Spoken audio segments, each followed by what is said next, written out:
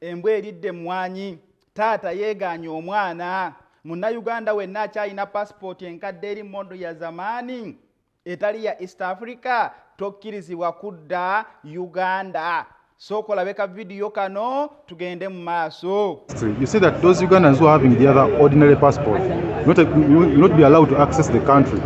Yes, Uganda tuwadde twaba omwaganya okukomawo ku abali ebweru okukomawo ku passport eno enkadde naye okutandika n'olwaleero eno passport erekeddeawo okukola going forward kutandika leero olina okubanga olina passport eno empya okukola ki okuaccessinga borders zaffe za Uganda yonna. Sebo w'ekitiibwa kanfukamire n'ewansi ku lw'abankubakyeyo bonna naddala ba house managers abali mu Saudi Arabia abali mu Omani n'abali mu UAE nga passport ye yakoma kugirabako ng'ayingira woofiisi mukazi wattu tagirabanga nti oyo agenda kukola atya okufuna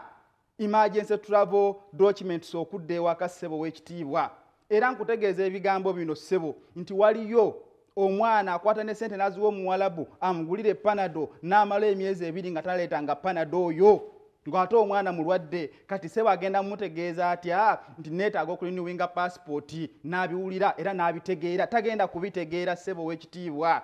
We tusabira ekitongole kya UWR ekituleeta ebweru muveeyo ku nsonga eno muyimirire n'abaana be muleeta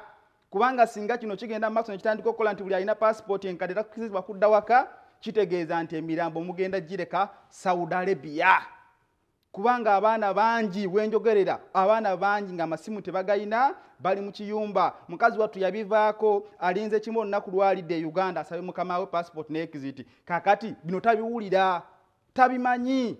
ekiseera kiyo kinatuuka omuwalabu agenda mugamba omuwalabu omugamba yo n'amala emyezi 3 emirala nga tanategeera ky'omugamba mukazi wattu agenda kudda atya bannanga abaana bagenze kufa stress mu biyumba abaana tugenze kubaziika e Saudi Arabia buli nkubakyeyo yonna gy'oli duwetinga video eno girayikinge gisheyalinge etuuka abakulu mu Ministry of Foreign Affairs mubategeeze nti bannange kino mukireke nga bwe kibadde mutima mulungi Munnayuganda naddala ali mu Gulf countries naddala mwaka zake eri akadama mukazi wattu nga talina bwogerero passport ye tamanyi ni weeri ne bosi we n'amunnyonnyola tagenda kubitegeera mumulese rudda w'abassebo ab'ekitiibwa mbadde mbasaba decision eno mugikyuse muleke Munnayuganda akomawo ne passport enkadde mumukwata at least ng'afuluma kubanga singa egenda mu maaso abaana bangi bagenda kusigala mu Buwalabu abaana bangi bagenda kusigala mu Buwalabu nze abategeeza buli nkubakyeyo buli blogger yonna gyali bannange let us stand for this tusabe government ekyuse decision eno mu mutima mulungi kubanga kino kizibu nnyo ddala ku baana abakola mu biyumba tekigenda kusoboka nti mukama wa mutwale ku embassy afune emergency travel document oba mugamba okulinewinga bannange tekigenda kusoboka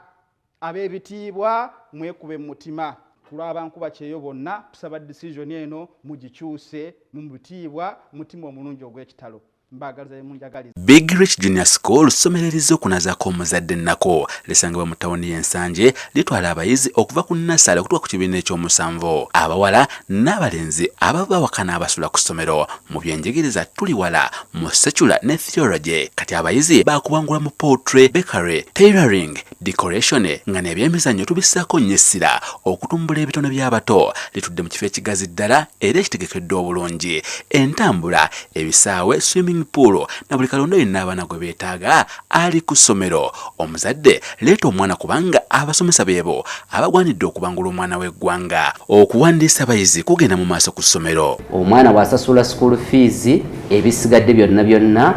byerabire tewaliwo kyogenda kuddamu kuleeta byonna obisanga ku ssomero.